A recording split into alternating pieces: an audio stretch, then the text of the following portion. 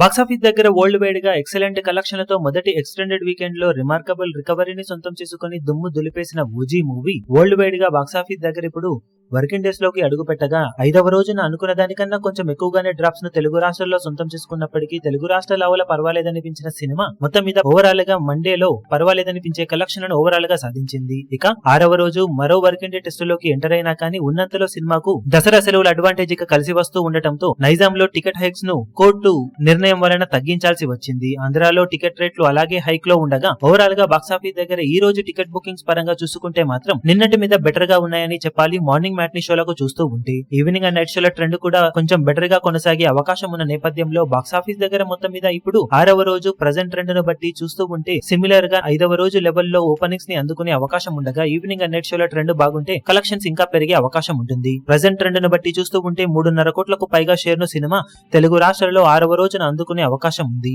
Evening and night షోల trend కనుక బాగుంటే 3.75 కోట్ల నుండి 4 కోట్ల వరకు షేర్ ను సినిమా అందుకునే అవకాశం ఉంటుందని చెప్పవచ్చు. ఇక కర్ణాటక రెస్ట్ ఆఫ్ ఇండియాలో పర్వాలేదనిపిస్తున్న సినిమా ఓవర్సీస్ లో ట్యూస్డే ఆఫర్స్ లాంటివి ఉన్న నేపథ్యంలో 5.5 కోట్ల నుండి 6 కోట్ల మార్కు వైపు వెళ్లే అవకాశం ఉంటుందని చెప్పవచ్చు.